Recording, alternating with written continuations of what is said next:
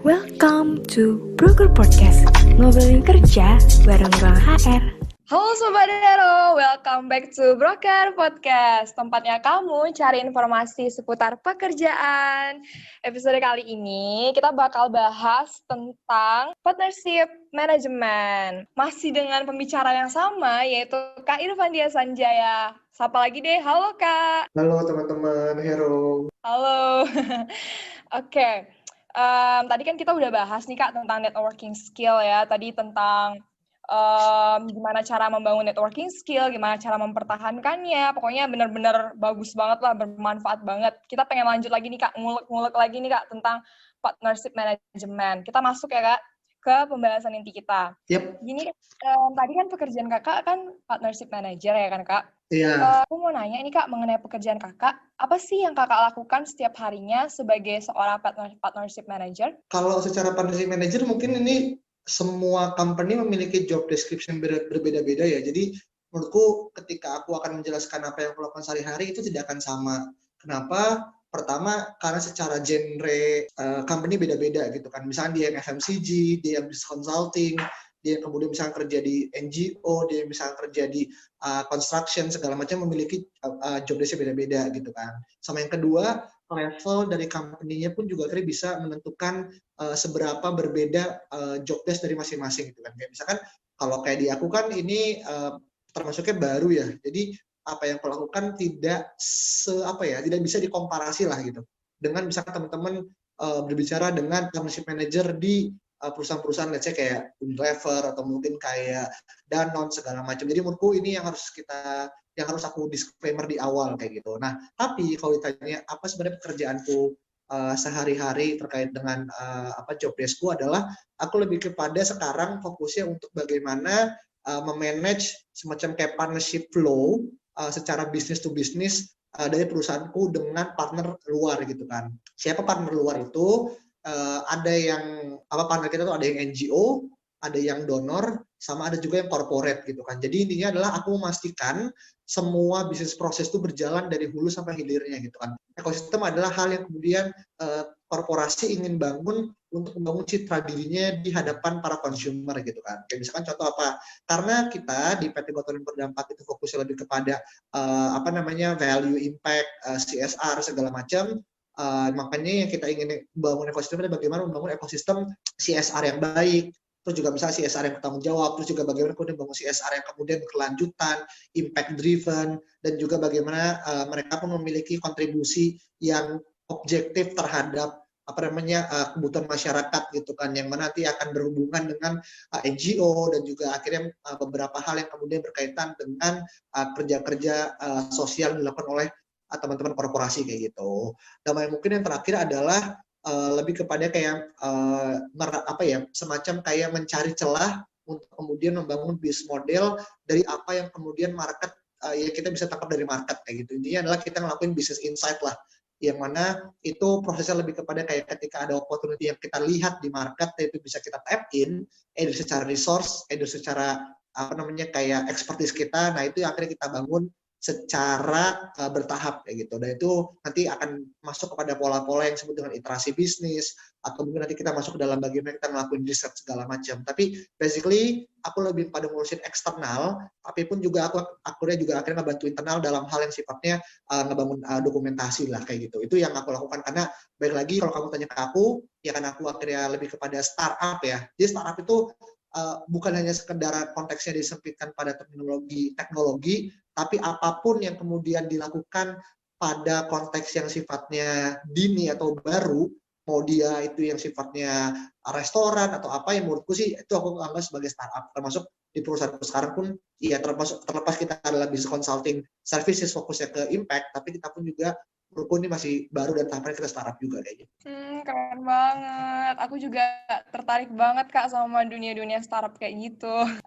Gini Kak, Kakak kan udah berpengalaman banget ya di dunia kerja. Aku pengen nanya nih Kak, pastinya aku dan sobat-sobat hero yang ada di luar sana juga pasti bertanya-tanya nih Kak, gimana sih Kak persaingan di dunia kerja itu? Apakah emang sangat ketat seperti yang selama ini dikatakan oleh banyak orang? Dan apa yang pernah Kakak alami mengenai hal itu? Kalau dunia kerja sih ya pasti ya, maksudnya kayak aku pun juga sangat merasakan bagaimana realita kehidupan dunia pasca kampus yang lebih tepatnya itu sangat-sangat berat gitu kan. Maksudnya banyak orang bilang, aduh aku pengen kerja aja lah, kuliah kok rasanya gini-gini aja. Well, menurutku kamu belum pernah merasain aja sih. Bagaimana kamu harus ngantri di job fair, kamu panas-panasan, kamu bawa CV ke sana ke sini, petantang tenteng segala macam. Tapi kamu merasa benar-benar insecure karena kamu mungkin ngerasa belum dapat pekerjaan, belum memiliki pemasukan, sedangkan umurmu sudah semakin menua segala macam gitu kan. Menurutku akan sangat naif kalau aku pun juga bilang mencari kerjaan itu mudah gitu kan. Enggak gitu kan. Nah, tapi kalau misalnya kamu tanya ke aku, apa pengalamanku terkait dengan mencari kerja, aku merasa alhamdulillah, puji Tuhan, puji syukur, meskipun ya ini disclaimer lagi, aku kuliah tuh cukup lama teman-teman, jadi aku kuliah tuh 5,5 tahun gitu kan. Mungkin banyak orang bilang, wah ini berarti kakak ini nggak pintar nih, kakak ini bodoh gitu kan 5,5 tahun. Ya terserah teman-teman mau mengatakan seperti apa, cuman yang aku ingin garis bawahi adalah lamanya kita berkuliah itu tidak menentukan seberapa sukses kita di masa yang akan datang kayak gitu. Misalkan contoh, ada teman-temanku yang kemudian kuliah 3,5 tahun, dia lulus cepat, dia lulus dengan IPK yang cum laude segala macam, tapi dalam menemukan fase pekerjaan pertama, dia membutuhkan 1,5 tahun untuk bisa mendapatkan pekerjaan pertama dia kayak gitu. Nah, sedangkan kalau misalkan aku berkaca pada diriku sendiri, meskipun aku kuliah 5,5 tahun, tapi aku paling tidak bisa membuktikan aku mendapatkan pekerjaan di H-2 aku wisuda. Jadi ketika aku sebelum wisuda, aku udah mendapatkan pekerjaanku, dan itu udah proses masuk kepada fase aku udah selesai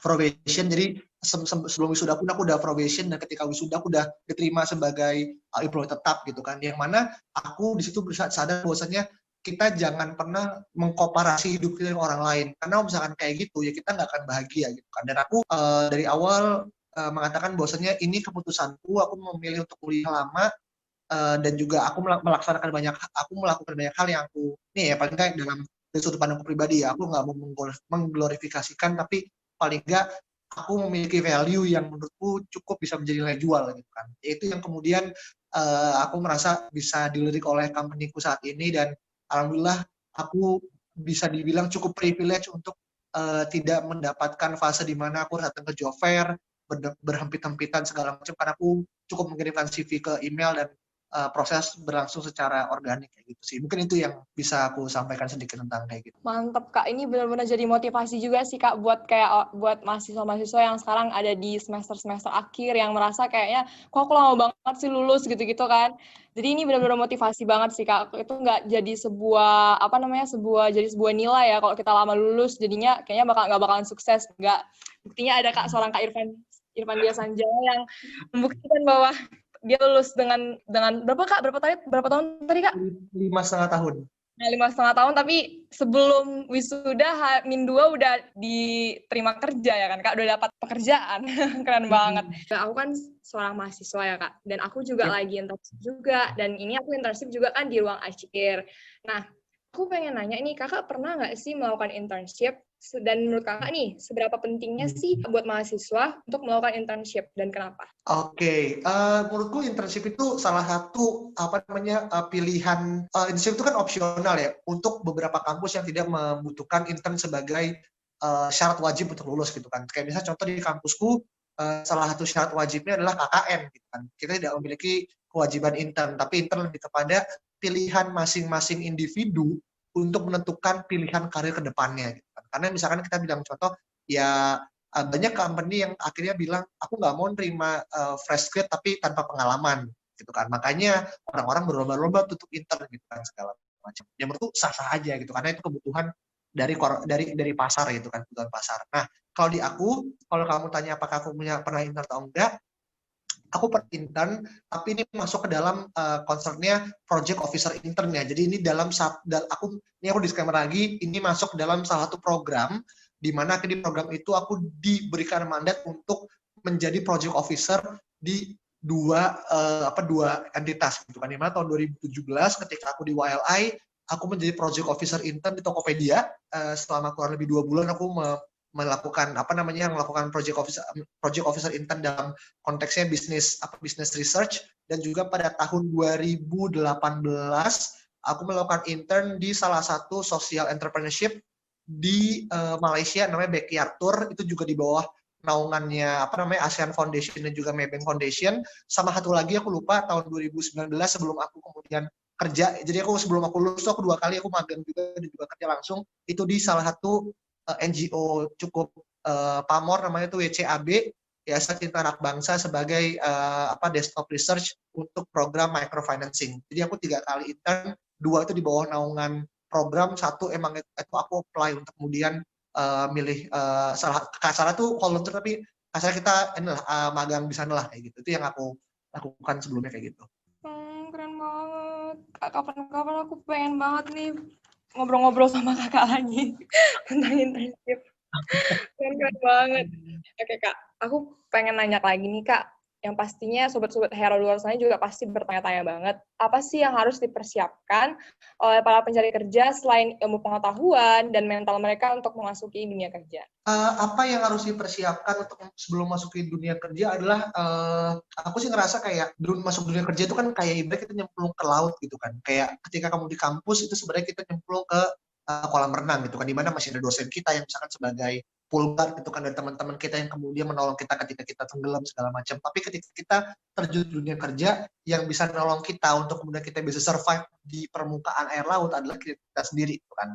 Beda kalau misalkan bilang, ya kita kan punya orang tua yang bisa masukin kita ke dalam, itu beda hal, dan aku nggak mau bahas karena itu privilege gitu kan, tapi aku nggak mau bahas itu. Tapi poinnya adalah, apa yang perlu kita persiapkan, pertama adalah mental. Karena gini teman-teman, pasca kampus itu berbeda 180 derajat ketimbang kita di dunia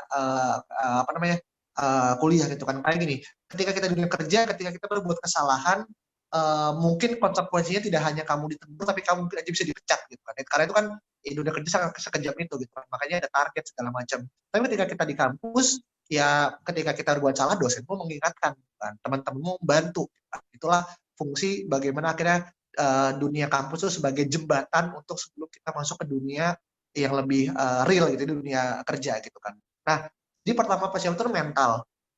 Seberapa kuat mental kita untuk kemudian masuk pada tataran yang jauh lebih advance ketimbang apa yang belum pernah kita rasakan sebelumnya gitu kan. Maka dari itu pentingnya magang, pentingnya berorganisasi, pentingnya mungkin kita ikut kompetisi, dapat beasiswa segala macam menjadi penting untuk pertama menambah skill kita. Itu pertama ya, know-how, menambah know-how kita paham skill-skill dasar segala macam. Yang kedua, menambah wawasan kita, bahwasanya kita udah pernah magang, ketika kita udah pernah berkompetisi segala macam, paling tidak kita memiliki namanya competitiveness lah. Dalam diri kita itu kita memiliki competitiveness yang itu bagus untuk diri kita ketika kita masuk kerja gitu kan. Karena kalau misalnya kita nggak punya ini, ya ujungnya ya kita tidak memiliki target, kita tidak memiliki rasa untuk kemudian kita harus achieve something yang kemudian orang lain tuh ngerasa ketika dulu kuliah, ya udahlah, yang penting kita lulus gitu kan, yang penting kita dapat nilai gitu lah. Di dunia kerja kan nggak bisa kayak gitu kan. Jadi paling pertama tuh mental gitu. Yang kedua lebih kepada kayak persiapan skill kita gitu kan. Maka dari itu menurutku 4 tahun itu bisa dikatakan waktu yang cukup lama, tapi juga waktu yang cukup sebentar untuk kita bisa memenuhi semua hal yang kita inginkan gitu. Karena aku pun juga akhirnya ngerasa 5,5 tahun pun masih kurang menurutku ya. Meskipun itu menurutku udah lama ya, tapi menurutku setelah aku pikir, iya, aku di kuliah belum pernah melakukan ini, belum pernah melakukan itu gitu kan. Jadi menurutku pastikan masa kuliahmu itu sebagai fase inkubasimu sebelum kamu akhirnya lanjut pada dunia kerja. Karena ketika dunia kerja, kesalahan bisa dilakukan, tapi kamu harus melakukan seminimal mungkin. Dan kesalahan sebesar-besarnya yang bisa kamu lakukan adalah ketika kamu fase magang misalkan, atau fase ketika kamu di masa kuliah atau di organisasi. Jadi menurutku itu salah satu hal yang bisa kamu lakukan sebagai job seeker, ataupun mungkin bukan job seeker, lebih kepada kayak teman-teman yang akhirnya semester tengah yang akhirnya menuju ke peralihan ke dunia pasca kampus. Itu yang mungkin bisa salah satu hal yang aku sharingkan sih sejauh ini kayak. Aduh, keren banget. Makasih Kak. Aduh. Oke Kak.